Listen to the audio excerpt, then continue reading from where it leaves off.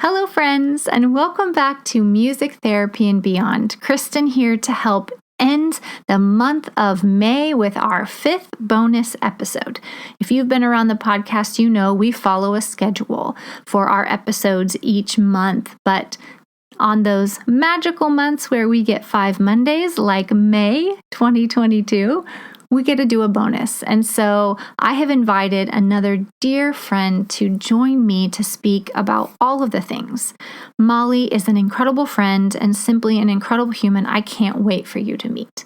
But before we jump into that conversation, I want to remind you that over at our website, we have some very thoughtful and intentional products we've put together for you, most of which are $4 or less, as well as a great freebie full of chance to be used in just about any setting. These products and freebies are not just for music therapists. Many of them can be used by teachers and counselors, OTs, PTs, speech therapists, and even parents and caregivers. So consider checking those out. We hope that they are as helpful for you as they are for us.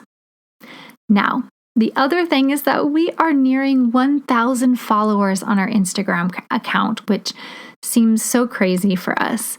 And we really want to celebrate, and we hope you will too. So keep your ears and eyes out for how we're going to do that in the next couple weeks. Also, if you aren't following us on Instagram, please head over and check us out at Music Therapy and Beyond. Finally, a reminder that all the links and resources from this episode will be available wherever you listen in the show notes. We also had a little bit of an issue with some of the sound in this episode, so please pardon that. Thank goodness Molly's audio came through Zoom just fine, but I had some issues with my audio input on my side. So thank you for understanding that technology has a mind of its own sometimes. So let's meet Molly. Molly Meyers is a certified child life specialist with her bachelor's in human development and family studies and a concentration in early childhood education. Molly is a mama on the go. With 4 young children, including one with very special needs, her days are full by nature. On top of all of that, she is a fitness instructor with multiple certifications, including Pilates and Pure Barre, and most recently is working towards certification for trauma-informed yoga therapy. Molly spent 3 years working as an early childhood educator in local child-centered preschool programs before becoming the world's most hands-on and energetic mama, which is totally true.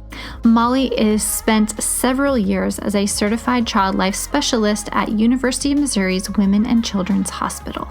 In addition, Molly is a pivotal member of Kindred Collective, a local wellness collective where she leads family enrichment activities and programming, among many other roles.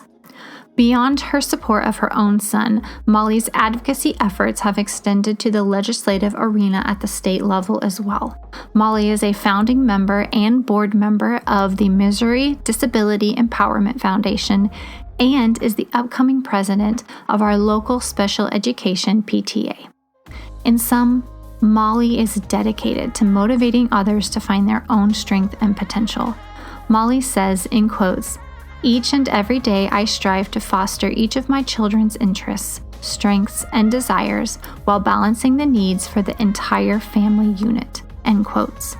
You will hear much more about this in our interview. Molly is also Kate Weir's sister, who, if you listen to our episodes in April, was on the April Learning episode, number 56, talking about the heart of play. So check that out, episode number 56. When I met both of these women, I knew we were going to be friends for life, and I can't wait for you to meet and learn from Molly today. So let's get to the episode.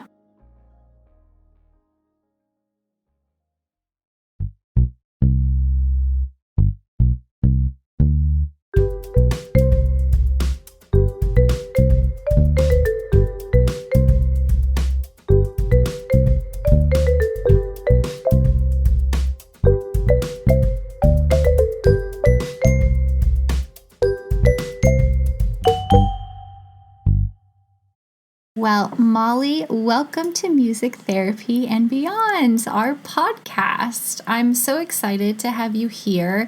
It has been a long time coming, and our whole team was like, we have to have Molly on the podcast. So we're so excited you're here. Welcome. Thank you. It is truly an honor to be asked to be here on your podcast. Yay! Well, we always like to start, with the awkward question and everything to get started in the podcast of where did you come from? What's your background? How did you come to be where you are right now in your life? What were you like as a child, and kind of the turns that your life took to get you to here, human development and early childhood and becoming a child life specialist and being where you are now, which is a mama on the go.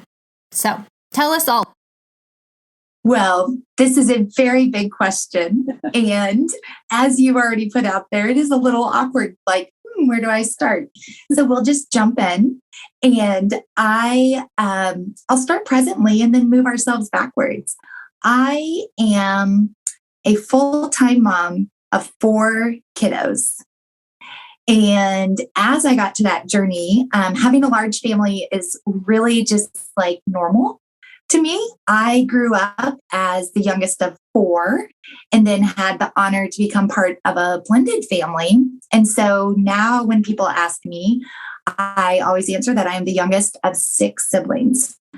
And so it's really comfortable to me to kind of, I say chaos, not as kind of in a bad way, but just like it is so normal for me to thrive and love and gravitate towards a more chaotic schedule, because I think that's all I've ever really known. So as I mentioned, as a kid, I was the youngest in my family. And we had lots of life experiences. And so that kind of putting as a kid in a lot of medical situations that maybe others weren't, both myself personally and then family members. And so early on, I really felt safe at hospitals. I think when you experience medical trauma, that either you kind of start to get worried and afraid of hospitals, or you just really find it as a safe spot. So I was one of those that really looked that hospitals were helpers and things were going to be okay in the medical field. With that, I grew up with a family full of educators. My mom was a kindergarten teacher. My dad was a college professor. My stepdad was a college professor, and my stepmom was a college professor. So education was always just such a foundation in our family, and especially child-centered education. So we lived in a very child-centered house. My mom, as a kindergarten teacher, everything had a little element of magic or a little element of how can we take the mundane and make it into a learning experience? And everything just kind of had a little underlaying of like, as I got older, an eye roll, like, oh my gosh, Mom, no.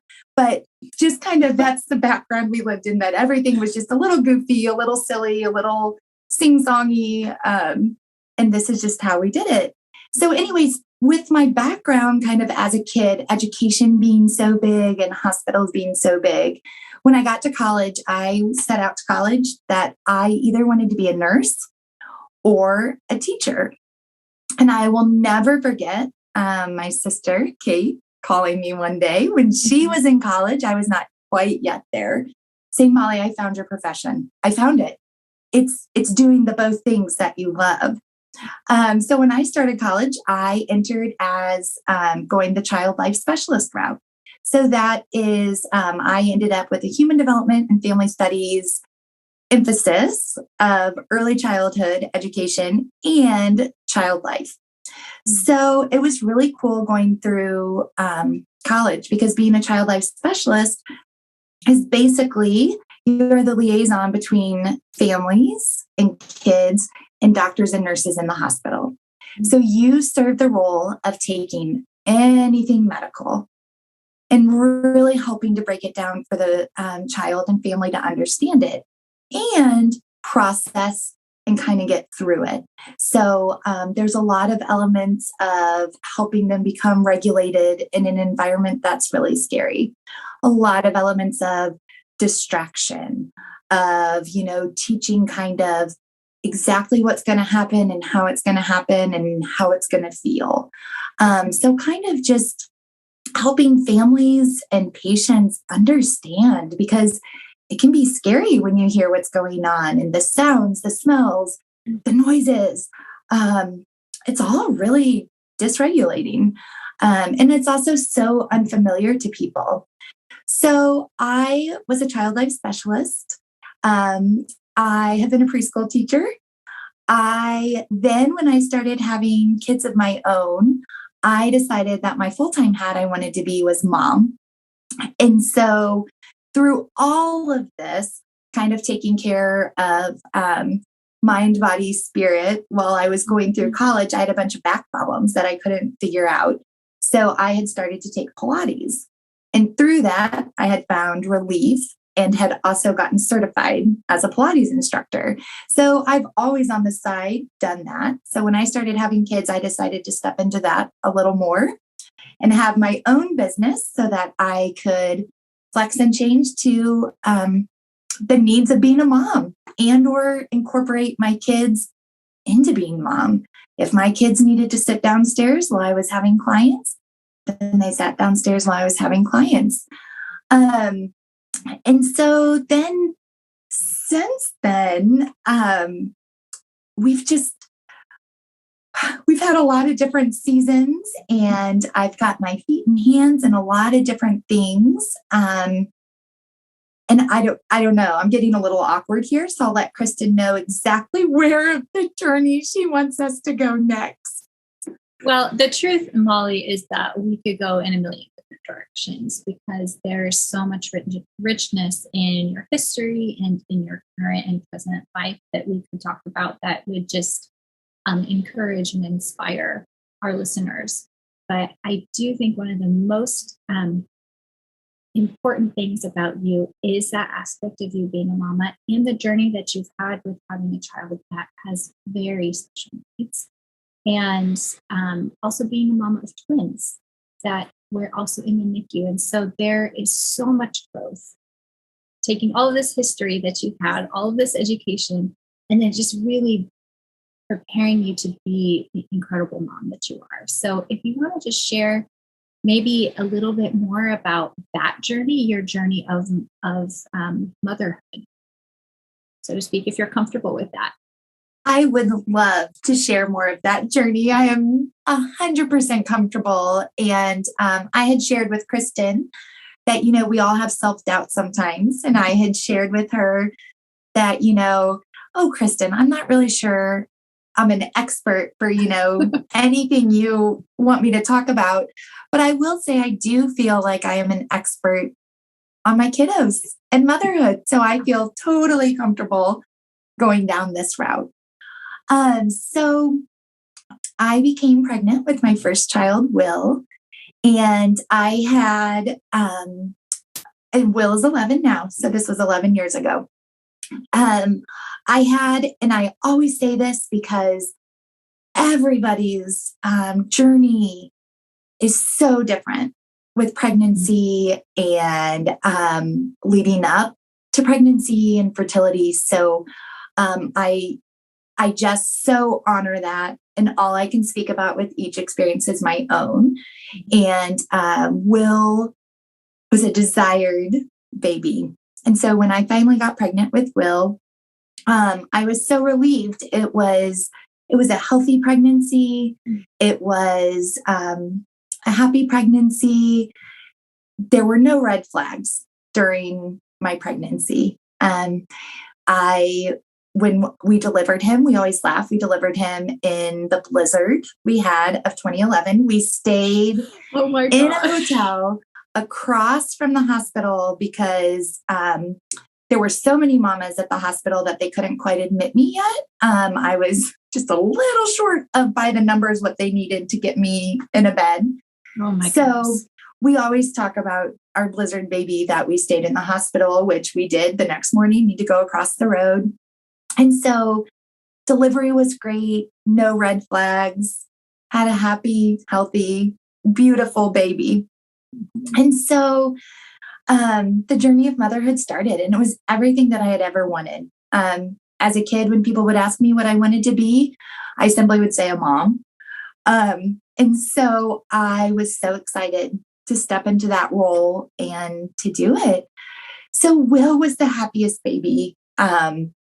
He was so interested by people, and he just loved people. He was fascinated by just staring at people. So starting about 3 months though, because again, with my background of child development and working in the hospital with kids, at about 3 months, I just did begin to question his kind of developmental projection. Babies develop at all different pieces. Kids develop at all different pieces. So it was nothing that I was stressed about at that point. It was nothing that I was, oh my gosh. It was on my radar though, that certain little things just weren't happening. And Will had every opportunity. He had the developmentally appropriate toys, tummy time, all the things he was given to thrive. And so by 6 months, I really started to question with our pediatrician. We talked about it at 3 months, but both of us were like, he's so happy. Everything looks great. We'll just keep going. So by 6 months, things that you would typically see, Will was not rolling over. He was not grasping objects. Just some very foundational development things weren't going on. So our pediatrician agreed with us at that point that, this is starting to track lagging behind and not necessarily their own development, just because most of the milestones weren't being met. Mm-hmm. So we said at 9 months, we'll really start investigating. Let's give them 3 more months, and so by 9 months still, there hadn't been a change. And so at this point, I was really starting to wonder, you can't help but let your brain get away from you. Yep. The what could be's, the what's going on, all of that. So we got in with a developmental specialist and made all those appointments. And right around the time Will was 1, we had an MRI done of his brain, because that was the route they instructed us to do. Because again, nothing physically, nothing kind of like biologically, blood work, all of that was giving us any answers.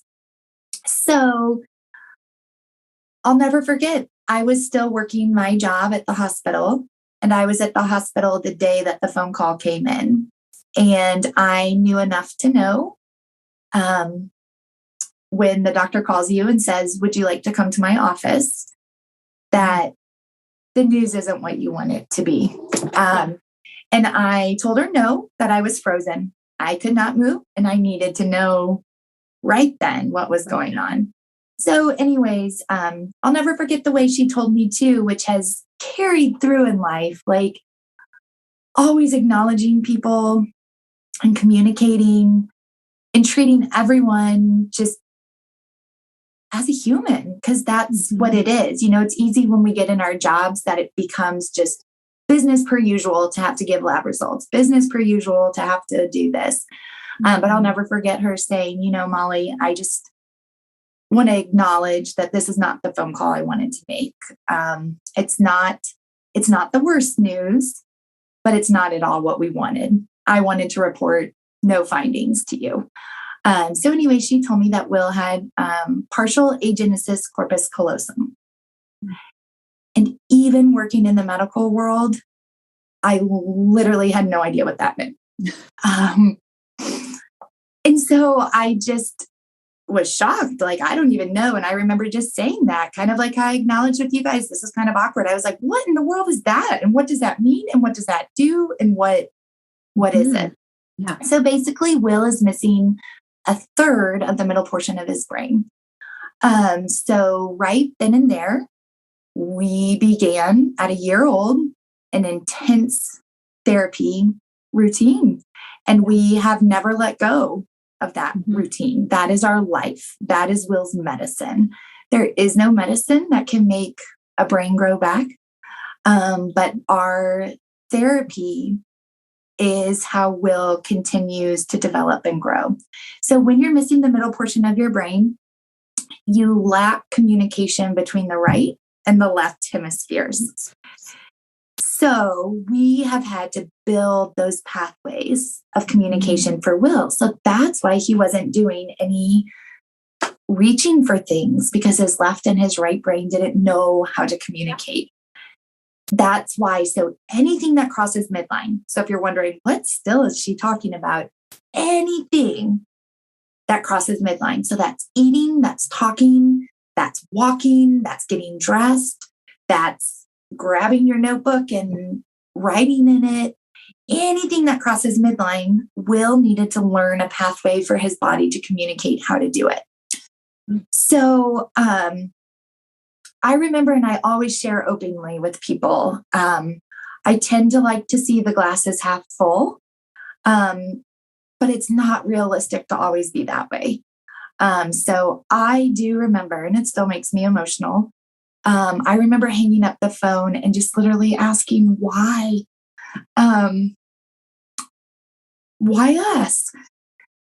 And as soon as I actually said that out loud, because I do that, I talk to myself out loud. I should keep it all in my head, but sometimes you just have to process out loud. Yes, you do. It's good. And so the second that I put it out there, out in the open, I was met back with just so in my heart, why not? Why not us? We know where we need to go. I know the developmental kind of trajectory we need to look at. And I just flipped it around in my head. And through the whole journey, I've kind of said that with Will, lots of things take extra explaining. So that's even going to the dentist. It's all of the medical stuff. And so I love that I know my bag of tricks for distractions from working in the hospital.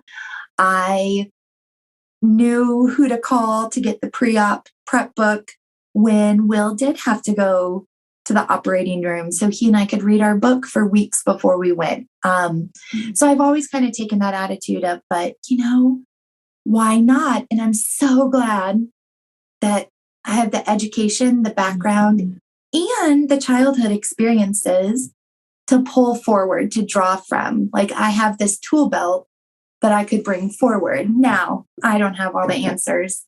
And I have a village of therapists and physicians and family and friends and specialists that are awesome to work with, and that all of us combined do. So I fast forward, that's kind of Will in a nutshell. I know that was all really fast. There's 5 more hours of stuff I could talk on with that.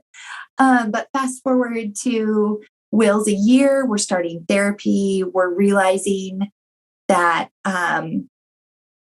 we are in Holland. If any of you would like to know that reference, Google the poem, Welcome to Holland. It's a great way to kind of talk about when you're expecting to go somewhere and life takes you somewhere else.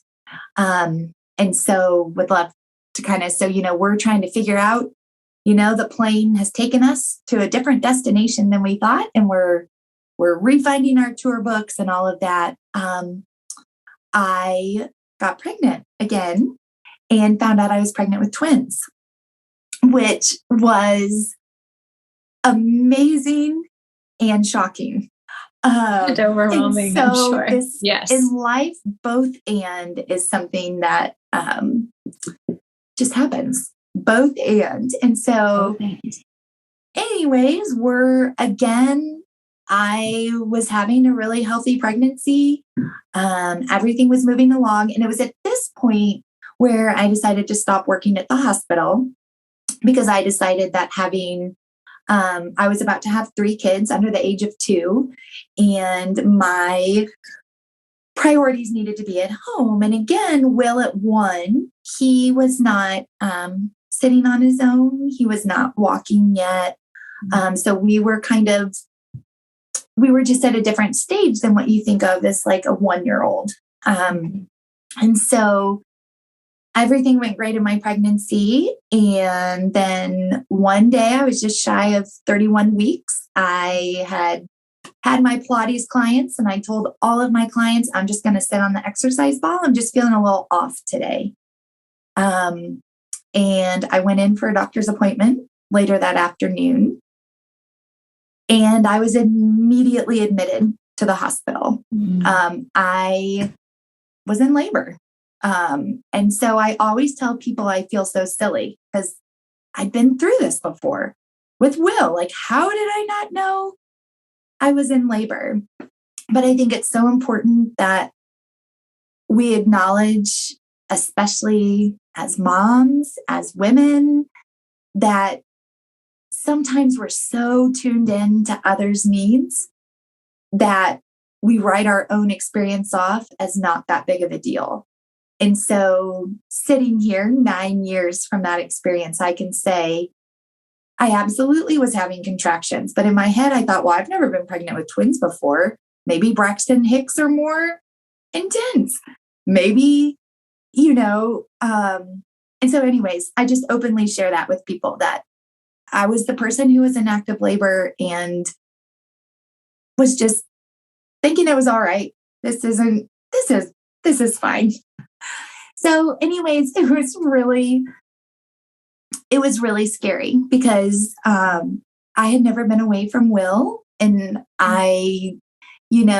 Will needed so much extra assistance. And so here I am, I say I'd never been away. He went to, I worked, but as far as like primary caregiver for him. So he was at his babysitter's.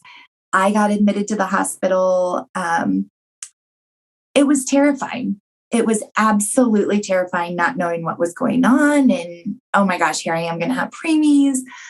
And again, I draw on the fact that I knew outcomes for preemies. I knew that our outcome would probably be good. I knew the stuff from working at the hospital. And it was still really scary. And it was comforting because I knew the team that would be coming into the delivery room. I knew the team of nurses that were going to be taking care of my babies. So they tried every which way to stop labor, but didn't. And so I delivered 2 what they called big babies for 31 weekers, a 3-pound and 15 ounce and a 3-pound and 12 ounce, 2 twin girls. We delivered that day and they were put into the NICU. And so then a new journey started with us. They say as a mom that you just never know, your heart can swell so many times. You have a baby and your heart grows. That baby goes to kindergarten and your heart your heart just keeps growing with them. And so my heart both swelled so big, and it was so sad because then I was in a spot of having to decide. The 2 babies in the NICU needed my heartbeat. They needed as much kangaroo care. I needed to be with them to produce milk and to give them breast milk to have through their little tubes. And Will needed me to get him to therapy. And Will needed me to 100 times practice picking up his spoon and putting it down so that he could grow and develop and keep making progress. So it was a tough 55 days. I am so grateful that I had babies that were doing okay in the hospital. But to leave the hospital after you deliver babies without your babies is not natural. It is not a natural occurrence. So we learned our new routine, and luckily we had a bunch of hiccups in our NICU journey. But luckily, we had feeders and growers. So they just needed to simply learn how to hold their body temperature and grow and learn how to eat. A cool part of that story is at the time, my husband was working for the hospital and was working in telehealth. And so before all of Zooms and all of this was kind of, I don't know, more mainstream, like it's common. nothing for us to think of like to Zoom or to do this. He was piloting a program. And so we were able to use that as a pilot in the NICU.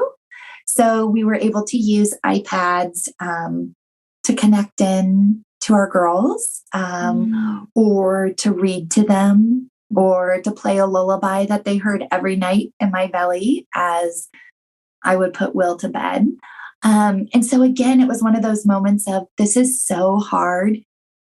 And we have a tool belt, which was really, you just have to hold on to those little pieces of hope. A lot of times I'm kind of bouncing here, but like with my kids, we talk a lot because it's so easy to get lost in what I don't have or what hasn't gone right in our day, because those moments, they leave such a void in us, and the big feelings are so hard to process. And those big frustrations kind of like produce really big emotions.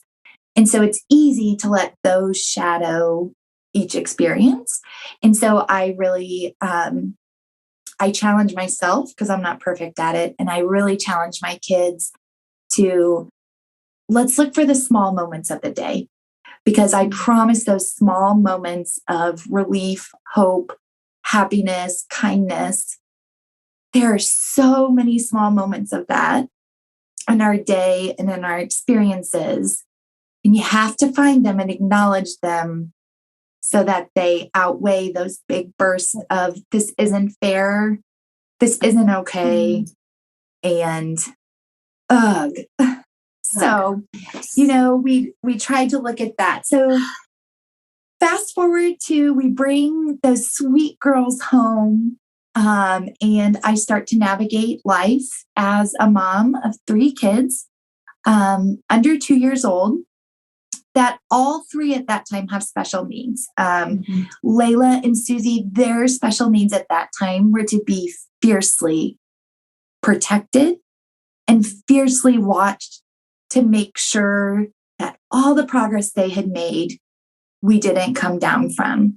So it's, I say this not lightly at all, but I say this that like when spring of 2020 hit and all of us were blindsided by pandemic life, I took Layla and Susie home from the NICU January. And from January until about May, unless it was a therapy visit for Will or a doctor's appointment for any of the 3 of them, we essentially were shelter in place at home. We could not risk having Layla and Susie get influenza. We could not risk having any of that enter. And so it was challenging, because it was challenging to ask for help and to receive help when your primary goal is to be fiercely protective of health. So we started our journey, and it was an interesting journey because where Will was developmentally, a lot of things they started to match up with. So a lot of times I said that it felt like triplets because no one was moving. And then suddenly I had 3 kids that were starting to crawl, all of them moving, to walk, to open the cabinets. So, oh my gosh.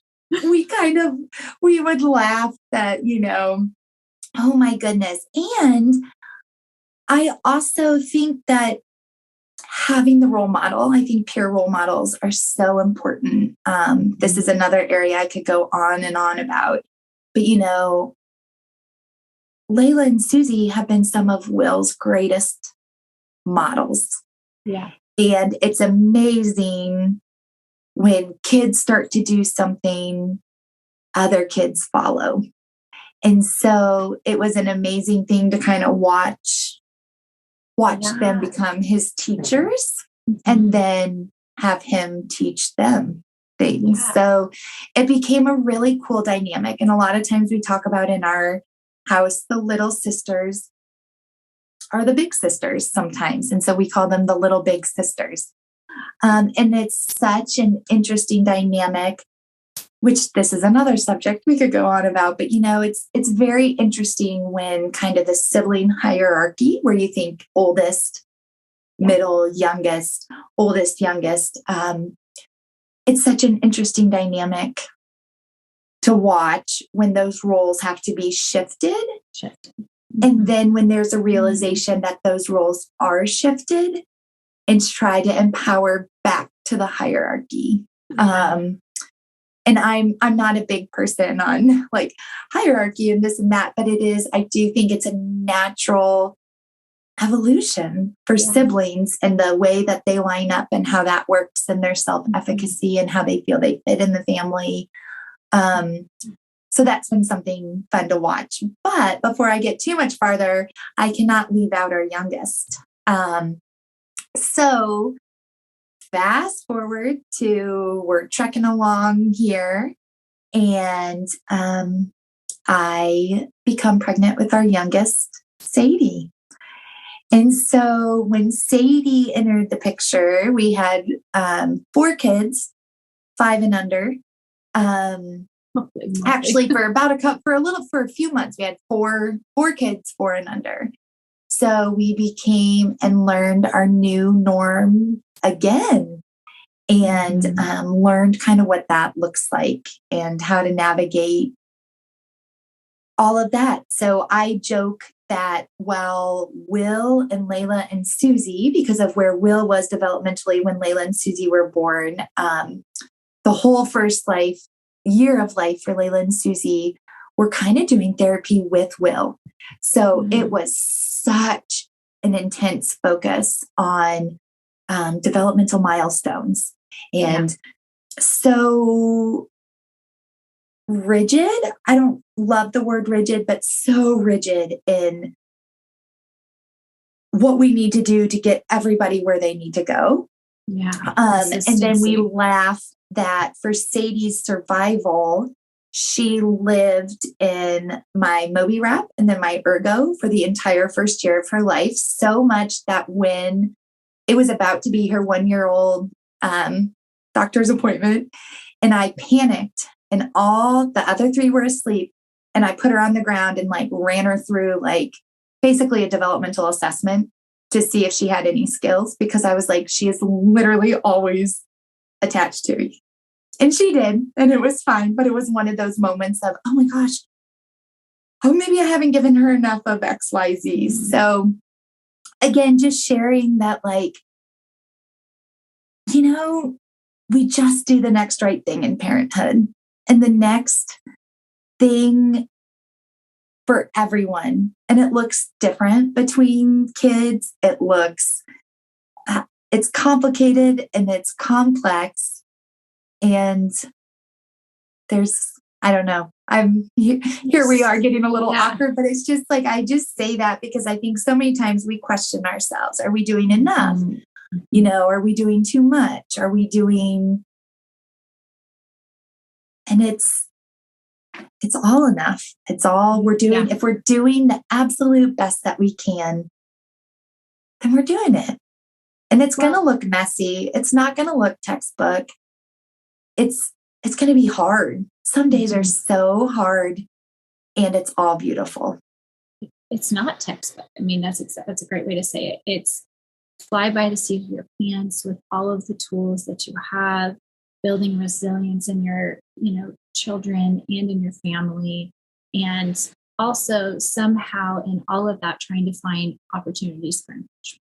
And so I think you are a master at this. I know that you don't think that you are, but from the outside, you are. What are some nuggets that you can give families who are feeling in a very similar place where they are just overwhelmed? And also some nuggets that not just parents, but clinicians that we can think about would be good to provide in our therapies to provide encouragement and resources for our families who are maybe in this stage of life. And again, not just like immediate postpartum, but you have 9 and 11-year-olds. And so, like you're still using these strategies and you're still learning. So I would just love to pick your brain about what can we do? What have you learned? I would love to share. What's the magic you have? I sure do love magic. I'm not sure that I always have the right magic potion, but I think that right there, and people who know me, we laugh about this with me, but I think that's it right there, is how can you instantly create magic? And it doesn't have to be amazing. It doesn't have to be dramatic. And I know that sounds so silly because like if I were listening to this, I'd be like, what? Instantly create magic? No one has their shoes up, like that's a big feat right there.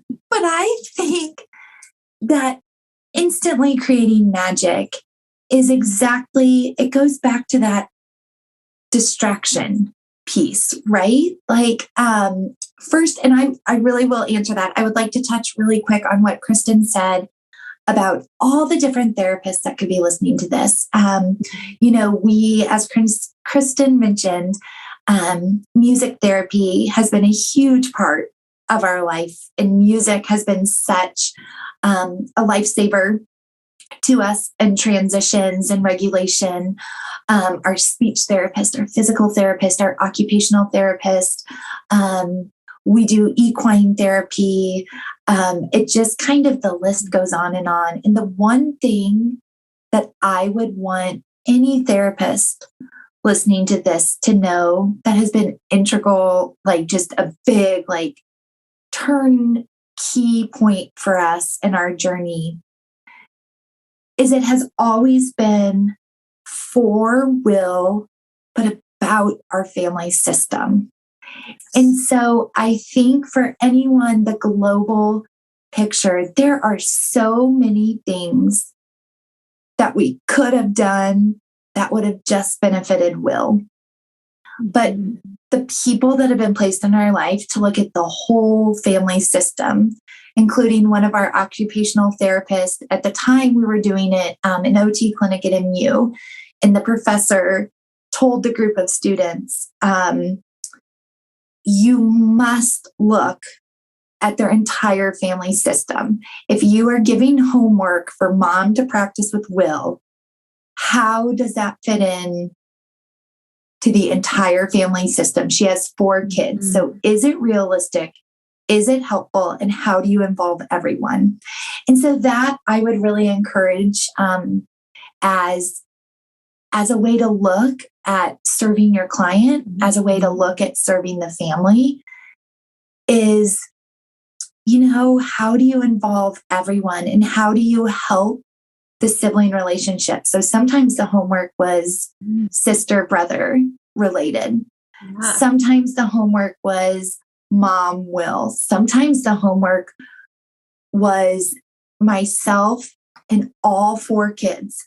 Because all 4 kids, even if the developmental milestone we were working on, or even if the girls could say the speech, the taking turns, that is this in my control or out of my control? And the teamwork was foundational. So it didn't matter the skill we were doing. It mattered that we were learning basic kind of social skills and working together. And so we found great success in that. And so I would just encourage all of you to think about that, and I'm sure that feels really daunting. It's daunting enough to have a client load, and every client is different and different needs. But I would just encourage you to look at it as, instead of added work, as bonus work. Bonus work, and really how you're going to get your client to the next level the quickest.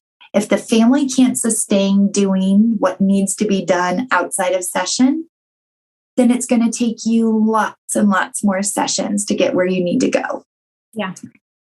So 100%. I would that's something that's near and dear to my heart is we have just like, the whole family has benefited from it. It's been therapy for the whole family.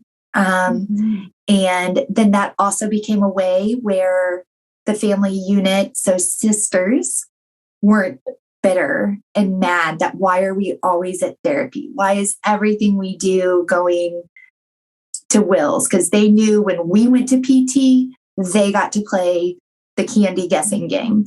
They knew that when we went to speech, they got to, be included in the final activity, which was going to the playground.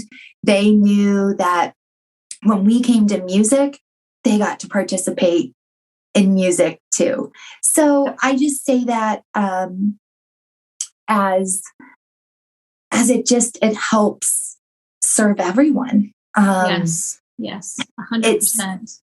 Yeah. And it takes a lot of patience. I mean, when we went to therapy, here we came instead of just child for therapy and parent or caregiver, 5 people came into a small treatment room. And what do you do with that? It can be distracting and it can be helpful. In every single session, it was both and. Yes. And I love that what you're saying, because not only is that really an important aspect for us to, as clinicians, for us to see that lens. The and is we get to see a glimpse of what every day looks like. And so as clinicians, we can then see, okay, this is a glimpse of what this looks like. How can I modify this so they're able to practice this at home? Because as therapists, we know when you come in and you see us for 30 minutes, 45 minutes, an hour a week, that's wonderful. But really, those are modeling sessions. Those, especially when you're working with kiddos, because that has to be followed through at home, and especially in Will's situation where he had to create those new pathways. I'm so glad that you added that, because that's just the pivotal part of this. Yes. And that's just it. And, I could talk about every person, but because this is the podcast we're on, Kristin, I'm going to talk about you. I remember we were doing music therapy, and I remember being in tears talking to Kristin because transitions were so hard for us, ending an activity and getting into the car. And with the schedule we keep, we get in and out of the car so many times a day. And I remember it fell apart every time. And I was getting to the point, I have never been one. I just take the 4 kids everywhere. Don't even think about it. Sometimes it's great. Sometimes it's awful. The other day, someone said, I just don't know. You make it look so easy. And I said, oh my gosh, please go request the parking lot cam from Target. Like, you saw me in this moment. This is not what this, you caught me. We had a great moment, and I'm so grateful for it. They're not all bad. They're not all good. It's like the ocean. The experiences come and go. And so I just always like to be clear, to people that, it's kind of like social media. You get to see the snapshot of where all the things aligned, and you had a snapshot of a great moment. The Pinterest picture of it. That's right. You've got the Pinterest look at it, but you know what? I couldn't take a picture when everyone was falling apart because my phone had been knocked out of my hand clear across the park, and I don't know how to take a picture with my toes. My hands were busy. So, I always say that like, that's the real and the raw. We just can't always capture. But, I was in tears with Kristin, and I just remember talking to her. Well, I couldn't talk. I mean, I think I was like sobbing and blowing my nose and trying to get out the words that we need help with transitions and what can she do? And I remember trying to get these words out, and we were leaving music, and I was a mess, which obviously was not helping regulate my kids at all. And I remember Kristin just starting to sing, And she didn't give me any direction. She didn't give anything. She just started to beautifully sing. And I all of a sudden realized all my kids were at the car with no issues. The doors were open. I was buckling everyone in, and Kristin was still singing. And I just literally remember being like, it's that simple. Kristin created instant magic. I didn't have my thinking brain on. My kids didn't have their thinking brain on. And Kristin created instant magic. She sang a song. It gave us a starting point. It gave us a stopping point. It gave me time to get out of my emotional self and to re-regulate. My regulation re-regulated the kids. And there was nothing that could have been said in that moment. None of us were listening. But the ability to regroup, sing a song, get to the car. And to this day, I use music in all transitions. Sometimes it's a dedicated song that Kristin taught us. And sometimes it is literally the first thing that pops into my head and whatever words go with it. But it gets us all on the same path. And it gives us all, sometimes hurry up is what the adults need to say because we're watching the time. Mm-hmm. And that is the last thing that kids need to hear. Mm-hmm. And so it helps us adults, not add to the frenzy of the situation by having words to say, a singing song. And it helps the kids know that, oh, this means we're leaving the park. Mm-hmm. So I don't know. I'm not sure if I explained that very well. No, you did. That's what I mean by instant magic, is it doesn't have to be hard. It doesn't have to even be thought out, but in the moment, what's needed. And that's something I've really had to step into. Oh my gosh, that's kind of silly. I'm not sure I can just sit on the floor and target. But when I've learned that instant magic of joining people where they are, it's okay if people are looking at us. People are always going to be looking at people. And that's the harder part. When kids are younger, 2, 3, 4, 5, that's really fun to them. All of a sudden you're sitting on the floor looking at the Barbie doll, which is preventing the meltdown. You're asking some questions and then you're able to transition out of it. As my kids get older, my 9-year-olds struggle sometimes with me bursting out into song in the middle of Target. They struggle with me and Will sitting in the middle of the mall. And I get that. And I think that is something we have to learn to navigate to, is how do you meet everyone where you are and do the things. So some instant magic things that I think of is, I'm just kind of going to top of the head. Yes. And if there's but things that you can suggest to parents, or things even as a clinician, some Will has been an interesting journey because a lot of his therapists have learned a lot from him too. And every child is so different. But the minute that Will gets bored or the task feels too hard, he is going to try every which way to get out of it.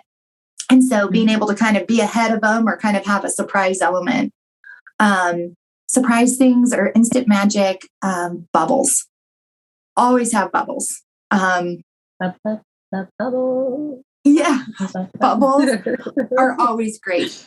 Have 2 or 3 turnkey songs in your brain that you can just either sing them soft, sing them loud, sing them silly, do some crazy dance moves with. Surprise. It's surprise talent act. And I am not comfortable singing. I also want to let people know that. I believe I might be tone deaf. I'm not really sure. But I definitely was not a comfort zone. And now it's one of those things that it really doesn't matter. Doesn't matter what it is. Put your heart and soul in it. And sometimes the more awful it sounds, the better for that surprise element in the moment. I was going to say, Yeah. If it works, you use it. Yep. Sometimes, yeah. That's going to pull the attention. Yep. Absolutely. Yes. Surprise grab bags. In a surprise grab bag, this got us in and out of the car a lot of times. Again, a tip I picked up from one of our therapists, brown paper sack, it doesn't matter what is in there. It can be, if they're the age appropriate, a piece of gum. It can be one of those silicone bracelets. It can be a toy no one's playing with. I mean, whatever, literally it can be anything. Surprise grab bag. First person in the seat with their seatbelt on gets to pick the first prize. Second, third, fourth, or reverse it. Last person to get their seatbelt on. Kind of depends. You have to feel your audience on that one. But depending on that, and so sometimes we would do the last person because we needed everybody to have success in doing it and different motor skills, different levels, so kind of feel yourself out on that. So surprise bags, bubbles, songs, same thing we've done, like stalling to get in the car. How many times is it like, okay, please just get in the car, just please, you're standing there, everyone else is in, Baby Shark really loud coming through the speakers. They'll want you to make it stop. And so it's amazing how fast they'll get in. So you'll see a lot of things I do are music. Also tactile touches. So meaning in transitions or instant magic, a quick rainstorm on your back, oh my gosh, it looks like, it looks like your engine is running really fast. And it looks like your body feels like this, and karate chop down the back and, then ease it down to slow. So, oh man, my engine feels like this, and do it on the child, or like a slow engine, and then help them regulate by that fast kind of standard slow. Well, we call that the ISO principle. We use it with music. And so you meet the child where they are, the individual where they are musically. Well, we do it musically, but you can do it sensory as well. It's the same sort of process. But yeah, the ISO principles where we start where they are and we slow them, bring them down, to a more regulated state. But I love what you're saying about the sensory, because that's been a really big part for Will. But but one of the things that I think gets lost in our society is the need that we all are either sensory seeking or sensory avoidant. And so knowing our own sensory profiles is really important. So sensory is a really, really big one. Yeah. I'm taking all the notes right there. Yes. And we will put all of this in the show notes as well, just so everybody listening knows. Perfect. And some other sensory ones are to straws, like doing things with straws, whether it's blowing pieces of paper across a table or blowing bubbles in water. We're all taught table manners. Don't blow bubbles in your milk, So maybe not at mealtime, but build in that time to explore with. So that's been one thing that we kind of have done, is exploring if there's a constant theme of ooh, let's not do that at the dinner table, or, kind of trying, then we give an opportunity somewhere else to do that. So, how fun before snack starts to get a cup and straws and to blow as many bubbles as you can in your drink. Transition it out. Snack has started. Drinks are for drink. Give that, make things not so taboo. So where can you do this? And then this is the expectation now that that's done. It's all done. So that other just little simple magic things are sometimes, again, society tells us clean up an activity before you move on. And that is very big. I want my kids to be able to clean up an activity, but sometimes things are going downhill so fast that that's going to be kind of the catalyst to no return. So sometimes it's the unexpected of, oh my gosh, we have a mess. We're going to have to clean this up. But before we do, who can run around the house 3 times the fastest, or simple change of scenery. We do a lot of just going outside. When all else fails, I always say, when I really don't know what else to do, we go outside. So anytime I'm just like, and whether that's in the rain, like we love rain walks. Actually, 2 of my kids and I went on one last night, and one of my 9-year-olds said to me, Mom, I am going to forever remember how many rain walks we've taken. And so we weren't gone that long, but it was great. We splashed in puddles. We had our umbrellas. The whole goal was to get wet. And so you got to choose. What was in your control was, did you want your shoes to get wet? So we had our rain boots on. We had access to umbrellas and raincoats, but then every person got to choose their own experience. Did they want their clothes wet by really jumping in the puddles? Did they want their umbrella up? Did they want their raincoat zipped or unzipped? So kind of little things like that too. Also, we do a lot of obstacle courses. Again, the idea of magic, none of them are extraordinary. Sometimes they are like, in my adult brain, I'm like, oh, this is kind of bogus. But the kids love it because it's an element of, they don't know if I'm going to put the hula hoop out first or the ball. They don't know if they're going to hit the ball or they're going to kick the ball. They love it. So that's where I talk about those elements of magic, or snack. Snack can be so mundane, or, instead of calling it, when they're like, what are we having for lunch? I'm like, it's a smorgasbord. Smorgasbord means it is literally the last 2 or 3 things from the refrigerator. From the fridge. But I have a tray we put it on, and we almost always have a picnic for a smorgasbord. Even if we can't go outside, if the weather doesn't, we throw a picnic down on our kitchen floor, living room floor, playroom floor. So those are the little things I mean by magic. What's a little mundane thing? And you don't have to go buy anything special for it, but bubble baths, eating a popsicle in the bathtub. I love that. Yeah, that one I learned from someone too. And I was like, that's brilliant. So go sit in the bathtub, eat your popsicle, and then you can get as sticky as you want. And then you wash it off. That is genius. Yeah. That's genius.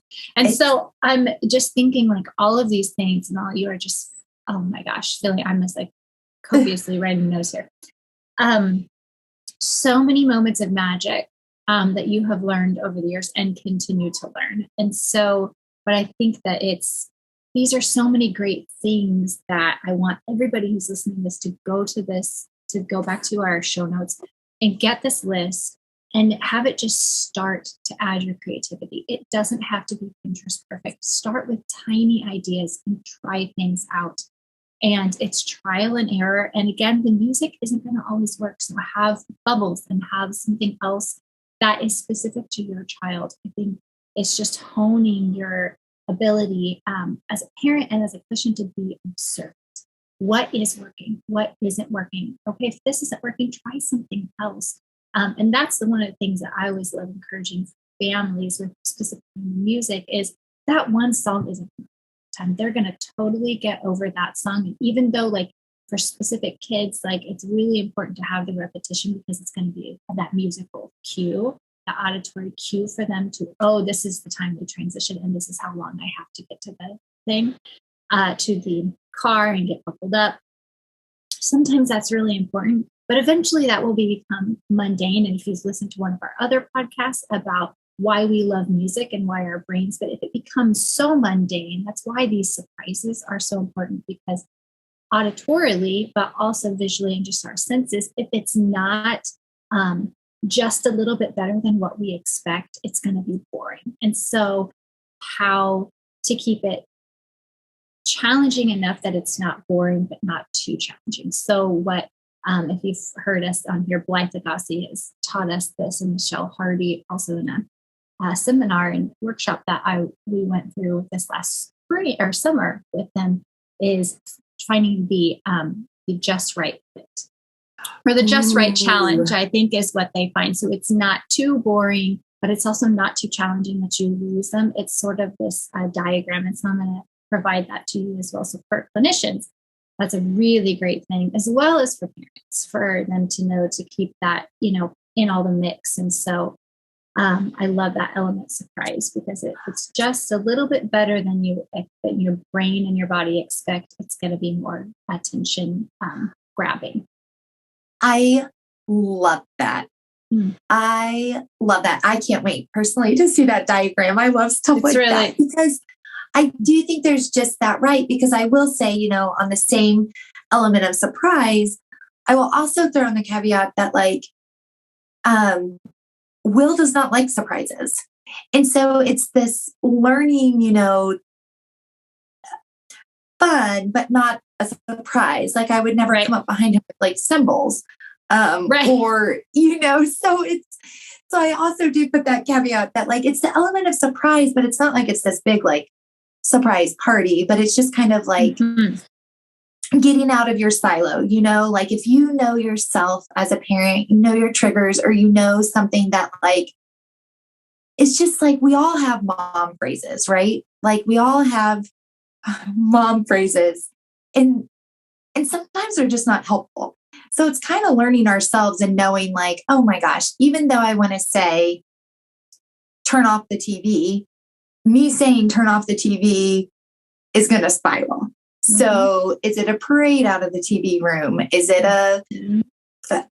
something? Yes. And so for me, I think of it as kind of adding magic. It helps me know what to say, so I don't say what I know isn't going to be helpful.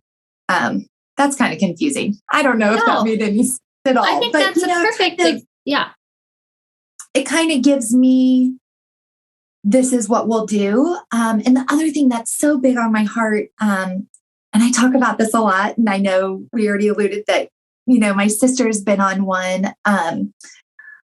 I talk about this a lot with her. A big passion point of mine is, and I am not perfect at this. I just want to say this, and I'm saying this as a reminder as we go into summer, but also sometimes I think that we get stuck in our roles of being kind of the leader.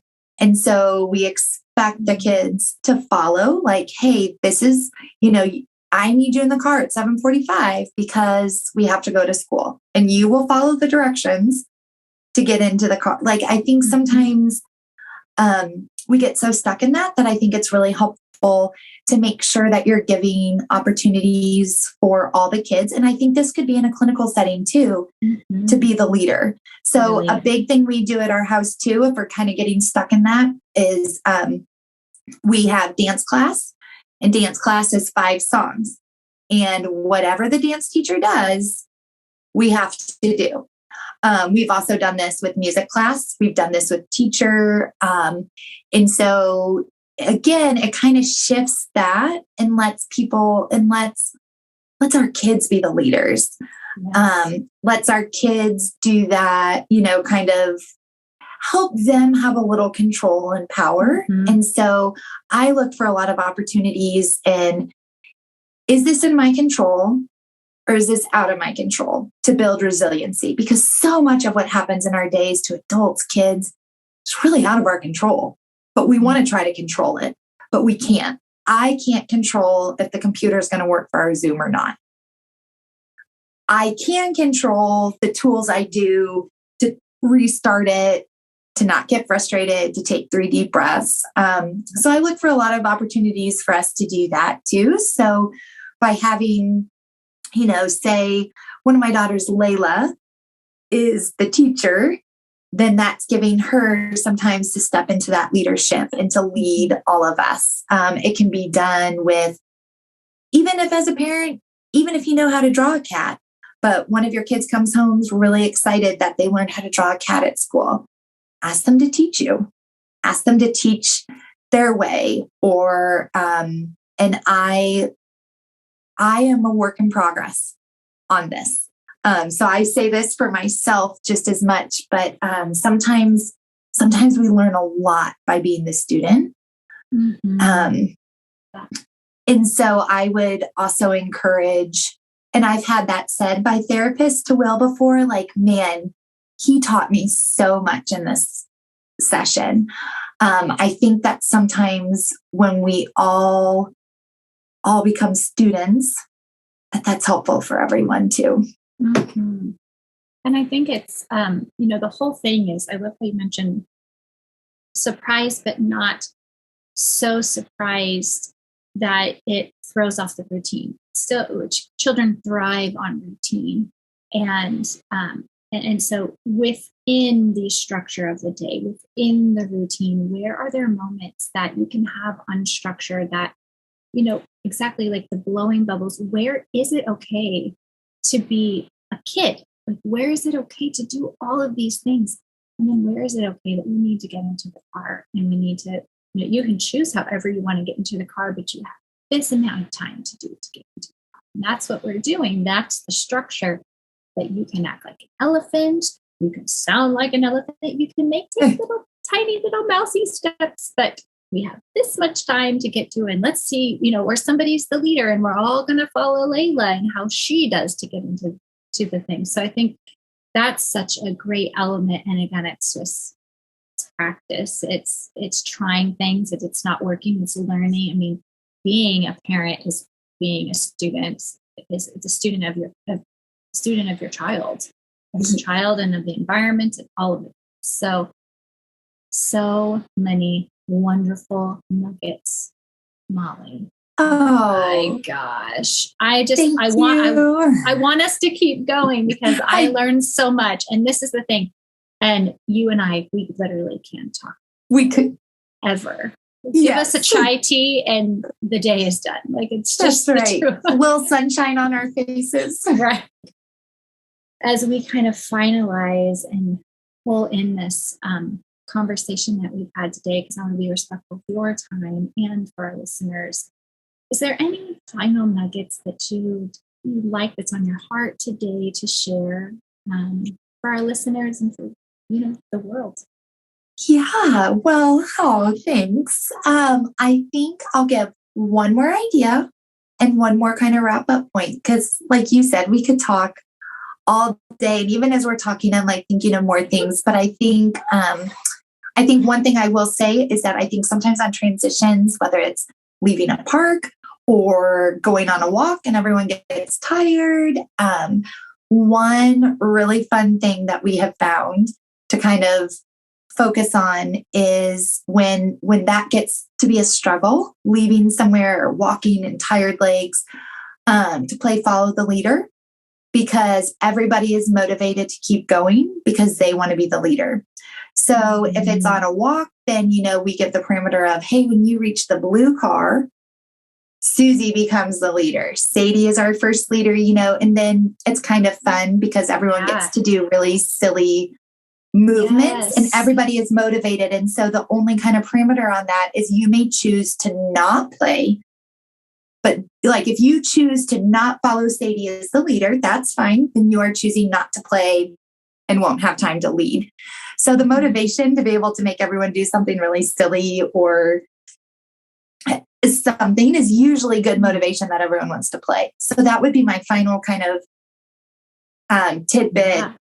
And to make sure everybody gets a chance also. I love that. Like, that's an element of that where it's like, oh, I didn't get to be the leader today. And now I'm going to sit down because I'm so mad. But if they know they're going to get a chance to, then it gets them to the blue car, because then it's going to be their turn. And a lot of times, again, we add a lot of movement and music are a lot of elements, and breath work. I haven't talked about that at all, but deep breaths are a big one. We need a whole podcast on just that. We need to do a whole podcast on that. Perfect. It's kind of organically, we've talked about other things, but it's really fun too, because a lot of times it's movement, but then it's also singing silly songs or call and response. And so it's a great way you can really incorporate lots of things. So again, kind of even in the clinical setting, follow the leader can be a great Great motivator. The leader. And that's exactly what I sing, Kristin, as we transition into it. My kids are like, oh, here we go. But I like we just break out in song. It's okay. Yeah. Don't be like. Yep. That's just what I do. And I usually do a little little dance with it. So that would be my last kind of tool. I mean, my brain is popping up more, but I just really am passionate about ones that are really easy to do. Just ones that literally the grab bag. We've all got stuff in our car, so just throw something in there. It can be pennies, it can be dimes. So anyways, I'm just really big on how can we just in the moment really think of a tool and use it. And I think the other thing I would close on is I think so many times, I will only speak personally, although I'm sure others can identify.